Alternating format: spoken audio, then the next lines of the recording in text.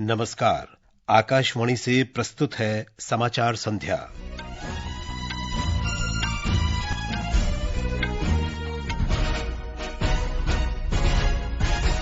प्रधानमंत्री नरेंद्र मोदी ने झारखंड के हजारीबाग में 83,000 करोड़ रुपए से अधिक की कई परियोजनाओं का लोकार्पण और शिलान्यास किया। कहा, जनजातीय समुदाय के सशक्तिकरण के बिना विकसित भारत का स्वप्न पूरा नहीं हो सकता। प्रधानमंत्री को स्वच्छ भारत मिशन के 10 वर्ष पूरे होने पर वैश्विक संगठनों से शुभकामना संदेश मिले। हरियाणा विधानसभा चुनाव प्रचार का एक दिन शेष, सभी राजनीतिक दलों ने प्रचार में पूरी ताकत झोंकी। बिहार में नए इलाकों में बाढ़ से 17 जिलों के 15 लाख से अधिक लोग प्रभावित।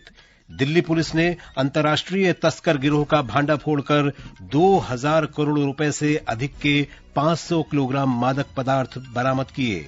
और इस्राएल ने संयुक्त राष्ट्र महासचिव अंतोनियो गुतरश के देश में प्रवेश पर रोक लगाई। समाचार संध्या के साथ मैं विशाल शर्मा। प्रधानमंत्री नरेंद्र मोदी ने आज झारखंड के हजारीबाग में 83,300 करोड़ रुपए की कई परियोजनाओं की आधारशिला रखी और लोकार्पण किया।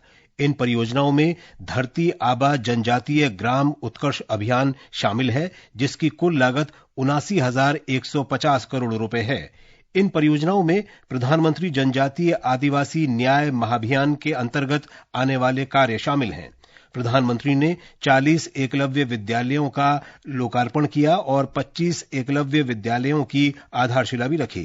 हजारीबाग में विनोबा भावे विश्वविद्यालय के परिसर में लोगों को संबोधित करते हुए प्रधानमंत्री नरेंद्र मोदी ने कहा कि कई परियोजनाएं आदिवासी समुदायों को सशक्त बनाने और राज्य भर में ग्रामीण बुनियादी ढांचे को बढ़ाने के प्रयासों को महत्वपूर्ण रूप से बढ़ावा देंगी। धरती आबा जनजातीय ग्राम उत्कर्ष अभियान के तहत 550 जिलों में 63,000 आदिवासी बहुल गांवों का विकास करने का अभियान चलाया जाएगा। इन आदिवासी बहुल गांवों में सामाजिक, आर्थिक, वहां के जीवन को बेहतर बनाने के लिए काम होगा।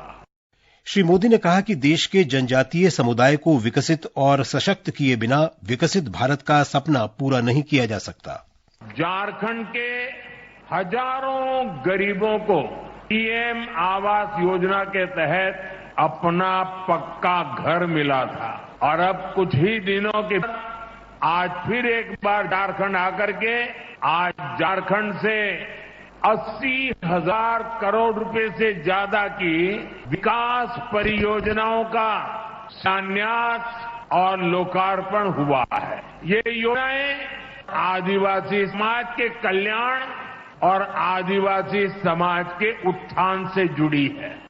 प्रधानमंत्री और भारतीय जनता पार्टी के वरिष्ठ नेता नरेंद्र मोदी ने वोट बैंक की राजनीति के लिए राज्य में लोगों की पहचान और संस्कृति को खतरे में डालने के लिए झारखंड मुक्ति मोर्चा की आलोचना की है। श्री मोदी ने आज हजारीबाग में परिवर्तन महासभा को संबोधित करते हुए कहा कि हेमंत सोरेन सरकार को सत्ता से हटाने के बाद ही राज्य विकास के पथ पर आगे बढ़ेगा। उन्होंने भाजपा की परिवर्तन यात्रा को केवल एक राजनीतिक अभियान नहीं, बल्कि राज्य के भविष्य की सुरक्षा के लिए एक आंदोलन बताया। उन्होंने झारखंड की बेटियों, भूमि और आजीविका की सुरक्षा का वायदा किया। श्री मोदी ने राज्य में सरकार बनने पर इन तीनों की सुरक्षा की गारंटी का वादा किया। उन्होंने बड़े स्तर पर भ्रष्टाचार और कुप्रबंधन के लिए कांग्रेस, झारखंड मुक्ति मोर्चा, राष्ट्रीय जनता दल गठबंधन को दोषी ठहराया। प्रधानमंत्री ने कहा कि वर्तमान सरकार ने लोगों को धोखा दिया है, जिन्होंने राज्य के प्राकृतिक संसाधनों की रक्षा के लिए उन्हें वोट दिया था। श्री मोदी ने कहा कि पड़ोसी बांग्लादेश से घुसपैठ के कारण संथाल परगना की जनसांख्यिकी भी बदल गई है। हरियाणा में विधानसभा चुनाव का प्रचार अंतिम चरण में पहुंच गया है। प्रचार के लिए सिर्फ एक दिन बचा है। सभी प्रमुख दलों के नेता जी जान से प्रचार में जुटे हैं और जनसभाएं कर रहे हैं। कांग्रेस की राष्ट्रीय महासचिव प्रियंका गांधी ने आज भिवानी जिले में कहा कि न्यूनतम समर्थन मूल्य के नाम पर किसानों को भरमाया जा रहा है। उन उपजों पर एमएसपी देते हैं जो आप यहाँ पे उगाते ही नहीं है। कहते हैं हमने 24 फसल है जिन पे हमने एमएसपी दिया है, उसमें से 10 तो आप उगाते ही नहीं है यहाँ हरियाणा में, कि रोजगार के मामले में हरियाणा सबसे पीछे है। भारतीय जनता पार्टी के नेता और पूर्व केंद्रीय मंत्री अनुराग ठाकुर, रक्षा मंत्री राजनाथ सिंह और सांसद हेमा मालिनी ने आज कुरुक्षेत्र के 3 विधानसभा क्षेत्रों में प्रचार किया। श्री राजनाथ सिंह ने यमुनानगर जिले के सधौरा और कुरुक्षेत्र जिले के पेहोआ में रैलियां की। श्री सिंह ने कांग्रेस पर झूठ की राजनीति करने का आरोप लगाया। जनता के हितैषी बनते हैं। एक आंकड़ा मैं आप लोगों को देना चाहता हूं। 2004 से 2014 तक जो कांग्रेस की सरकार यहां पर रही है, उन्होंने हरियाणा राज्य को केवल 21,564 करोड़ रुपए दिए थे, जबकि 2014 से लेकर 2024 तक हमारी सरकार ने हरियाणा को 78,345 करोड़ दिया है। ये कैसे आकर कहते हैं कि हम हरियाणा को बनाना चाहते हैं, हरियाणा की गरीबी दूर करना चाहते हैं, हरियाणा की बेरोजगारी दूर करना चाहते हैं।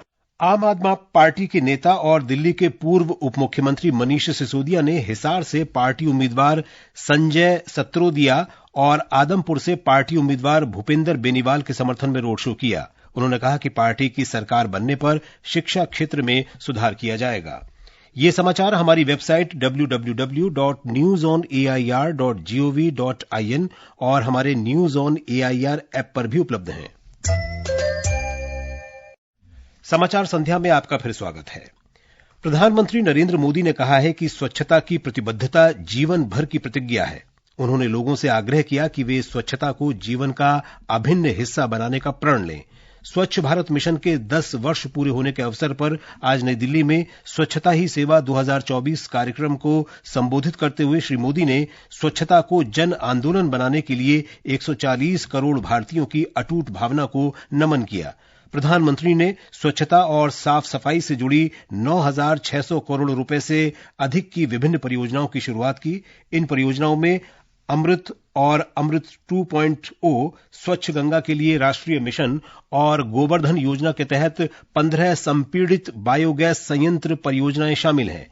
इस दौरान श्री मोदी ने कहा कि इससे स्वच्छ भारत मिशन को नई ऊंचाई मिलेगी। विभिन्न विश्व संगठनों के प्रमुखों ने स्वच्छ भारत मिशन के 10 वर्ष सफलतापूर्वक पूरा होने पर प्रधानमंत्री नरेंद्र मोदी को बधाई दी है। विश्व नेताओं ने संदेशों में कहा कि इस अभियान से स्वच्छता और साफ सफाई के माध्यम से भारत में महत्वपूर्ण बदलाव आया है। विश्व स्वास्थ्य संगठन के महानिदेशक डॉक्टर टेड्रोस अधनोम घेब्रेयेसस ने पहल के माध्यम से सतत विकास लक्ष्यों को प्राप्त करने में हुई महत्वपूर्ण प्रगति पर प्रकाश डाला। The Indian government made sanitation and hygiene national priorities by mobilizing resources, engaging communities, and igniting a movement to eliminate open defecation and promote a cleaner, healthier nation. I commend the Swachh Bharat mission for its focus on equity, local engagement, accountability, and sustainability. विश्व bank के अध्यक्ष अजय बंगा ने कहा कि mission ने बेहतर स्वच्छता के माध्यम से भारत में महत्वपूर्ण परिवर्तन किया है। 10 years ago, the Swachh Bharat mission launched with a very bold vision, and that was to transform India through improved sanitation. And today, as we reflect and we celebrate this initiative's remarkable achievements, the World Bank is very proud to have been a steadfast partner in this journey. We look forward to continuing our partnership with India, promote sustainable development, and improve the lives of young people all over the world. एशियाई विकास bank के अध्यक्ष Masatsugu अस्कावा ने कहा कि bank को शुरू से ही दूरदर्शी पहल पर देश के साथ साझेदारी करने पर गर्व है। Over the last decade, the Swachh Bharat mission has transformed the lives of millions across India, providing cleaner cities and better sanitation. I would like to commend the Prime Minister Narendra Modi for spearheading this transformational campaign, which has empowered women and the urban poor, improved health, and created new opportunities. Tata trust के अध्यक्ष रतन टाटा और Microsoft के संस्थापक Bill Gates ने भी श्री मोदी को बधाई दी। नेपाल के काठमांडू में भारतीय दूतावास ने आज 155वीं गांधी जयंती मनाई। भारत के राजदूत नवीन श्रीवास्तव और अन्य सभी भारतीय अधिकारियों ने राष्ट्रपिता को पुष्पांजलि अर्पित की। इस अवसर पर राजदूत ने दूतावास के स्वच्छता कर्मियों को सम्मानित किया। कृतज्ञ राष्ट्र आज राष्ट्रपिता महात्मा गांधी की 155वीं जयंती पर श्रद्धांजलि अर्पित कर रहा है। देश भर में और विदेश स्थित भारतीय दूतावासों में अनेक कार्यक्रम आयोजित किए जा रहे हैं। राष्ट्रपति द्रौपदी मुर्मू, उपराष्ट्रपति जगदीप धनखड़, प्रधानमंत्री नरेंद्र मोदी, लोकसभा अध्यक्ष ओम बिरला, कई केंद्रीय मंत्री, लोकसभा में विपक्ष के नेता राहुल गांधी ने राजघाट पर महात्मा गांधी की समाधि पर पुष्पांजलि अर्पित की। राष्ट्र आज पूर्व प्रधानमंत्री लाल बहादुर शास्त्री को भी जयंती पर स्मरण कर रहा है। राष्ट्रपति, उपराष्ट्रपति, प्रधानमंत्री, लोकसभा अध्यक्ष, कई केंद्रीय मंत्रियों और लोकसभा में विपक्ष के नेता ने विजय घाट पर लाल बहादुर शास्त्री की समाधि पर पुष्पांजलि अर्पित की। ये समाचार आकाशवाणी से प्रसारित किए जा रहे हैं। ताजा समाचार जानने के लिए आप हमारे social media handle x@AIR News Hindi को फॉलो कर सकते हैं। बिहार में आज कुछ नए इलाकों में बाढ़ आने से 17 जिलों में बाढ़ पीड़ितों की संख्या लगभग 15 लाख हो गई है। कोसी, गंडक, महानंदा, कमला बलान, बागमती और अन्य नदियों के बढ़ते जलस्तर से राज्य के अन्य हिस्सों और निचले क्षेत्रों में बाढ़ आ रही है। सीतामढ़ी, दरभंगा, पश्चिमी चंपारण, मधुबनी, सुपौल और सहरसा सबसे अधिक प्रभावित जिले हैं। पूर्णिया, अररिया, मधेपुरा और किशनगंज जिलों के कई गांवों में भी बाढ़ का पानी घुस गया है। ब्यौरा हमारे संवाददाता से। बाढ़ प्रभावित क्षेत्रों में जिला प्रशासन अब विभिन्न इलाकों में बिजली की आपूर्ति करने पर भी ध्यान केंद्रित कर रहा है। कई स्थानों पर पेयजल आपूर्ति के लिए विशेष उपाय किए जा रहे हैं। वहीं लोगों की सुविधा के लिए जनरेटर्स के माध्यम से भी बिजली देने का काम चल रहा है। जल जनित बीमारियों की आशंका को देखते हुए कई स्थानों पर बोट एम्बुलेंस के माध्यम से चिकित्सा मदद भेजी गई है। अभी तक 2.5 लाख फंसे हुए लोगों को NDRF और SDRF ने सुरक्षित निकाला है। बाढ़ के कारण बड़ी संख्या में सड़कों, पुल पुलियों और बुनियादी ढांचे को बड़े पैमाने पर नुकसान पहुंचा है। धर्मेंद्र कुमार राय, आकाशवाणी समाचार, पटना। मौसम विभाग ने कल पश्चिम बंगाल, सिक्किम, तमिलनाडु, पुदुचेरी, केरल और कराईकल में अलग अलग स्थानों पर तेज वर्षा की संभावना व्यक्त की है। सप्ताह के दौरान झारखंड, ओडिशा, बिहार, पश्चिम बंगाल, अंडमान और निकोबार द्वीप समूह, सिक्किम, आंध्र प्रदेश, तेलंगाना, यानम, विदर्भ, छत्तीसगढ़, उत्तरी आंतरिक और तटीय कर्नाटक में हल्की से मध्यम बारिश हो सकती है। दिल्ली पुलिस ने आज एक अंतर्राष्ट्रीय तस्कर गिरोह का भांडाफोड़ कर 2000 करोड़ रुपए से अधिक मूल्य की 500 किलोग्राम से अधिक कोकीन जब्त की। इस मामले में अब तक 4 आरोपियों को गिरफ्तार किया गया है। दिल्ली पुलिस की विशेष शाखा के अपर पुलिस आयुक्त प्रमोद कुशवाहा ने बताया कि ये हाल के दिनों में दिल्ली में सबसे बड़ी बरामदगी है। इस ड्रग रैकेट को मिडिल ईस्ट से एक हैंडलर कंट्रोल कर रहा था और इंडिया का इसका जो मेन रिसीवर है तुषार गोयल, उसको और उसके 2 associates Himanshu and Aurangzeb plus एक रिसीवर जो कुरला मुंबई से आया हुआ था भरत जैन, इनको अरेस्ट किया गया है। इनके कब्जे से 562 kg cocaine plus 40 kg Thai marijuana वो रिकवर की गई है। कोकीन की कॉस्ट अराउंड 10 करोड़ पर केजी इंटरनेशनल मार्केट में और इस marijuana की कॉस्ट 40 to 50 lakhs पर केजी है। उत्तर प्रदेश के बरेली जिले में एक अवैध पटाखा फैक्ट्री में विस्फोट में 5 लोगों की मौत हो गई और कई अन्य घायल हो गए। मुख्यमंत्री योगी आदित्यनाथ ने अधिकारियों से बचाव और राहत कार्य तेज करने को कहा है। इस्राएल ने संयुक्त राष्ट्र महासचिव अंतोनियो गुतरश के देश में प्रवेश पर प्रतिबंध लगा दिया है। विदेश मंत्री इस्राएल कात्स ने कहा कि ईरान के साथ हाल के तनाव के बाद यह फैसला किया गया है। एक रिपोर्ट। इजरायल ने संयुक्त राष्ट्र महासचिव को आज अवांछित व्यक्ति घोषित किया। विदेश मंत्री ने कहा कि इजरायल पर ईरान के हमले की स्पष्ट निंदा नहीं करने वालों को इजरायल में आने का कोई अधिकार नहीं है। उन्होंने श्री गुतरश पर इजरायल के शत्रु गुटों का समर्थन करने का आरोप लगाया। इजरायल पर कल रात ईरान के मिसाइल हमले के बाद इजरायल ने ये फैसला किया है। हमले के बाद श्री गुतरश ने संघर्ष पर चिंता व्यक्त की थी। उन्होंने क्षेत्र में एक के बाद एक बढ़ते तनाव के प्रारूप पर चिंता व्यक्त की थी। इजरायल के इस कदम को देश और संयुक्त राष्ट्र के बीच कूटनीतिक तनाव, विशेष रूप से क्षेत्र में जारी संघर्ष से निपटने के अंतर्राष्ट्रीय प्रयासों में रुकावट के रूप में देखा जा रहा है। दुबई से विनोद कुमार की रिपोर्ट के साथ समाचार कक्ष से मैं मुकेश कुमार।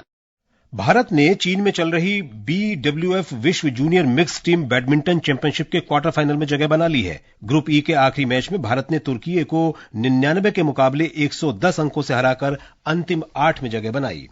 और अब अंत में मुख्य समाचार एक बार फिर। प्रधानमंत्री नरेंद्र मोदी ने झारखंड के हजारीबाग में 83,000 करोड़ रुपए से अधिक की कई परियोजनाओं का लोकार्पण और शिलान्यास किया। कहा, जनजातीय समुदाय के सशक्तिकरण के बिना विकसित भारत का स्वप्न पूरा नहीं हो सकता। प्रधानमंत्री को स्वच्छ भारत मिशन के 10 वर्ष पूरे होने पर वैश्विक संगठनों से शुभकामना संदेश मिले। हरियाणा विधानसभा चुनाव प्रचार का एक दिन शेष, सभी राजनीतिक दलों ने प्रचार में पूरी ताकत झोंकी। बिहार में नए इलाकों में बाढ़ से 17 जिलों के 15 लाख से अधिक लोग प्रभावित। दिल्ली पुलिस ने अंतर्राष्ट्रीय तस्कर गिरोह का भांडा फोड़कर 2000 करोड़ रुपए से अधिक के 500 किलोग्राम मादक पदार्थ बरामद किए। और इस्राएल ने संयुक्त राष्ट्र महासचिव अंतोनियो गुतरश के देश में प्रवेश पर रोक लगाई। इसके साथ ही समाचार संध्या का ये अंक समाप्त हुआ।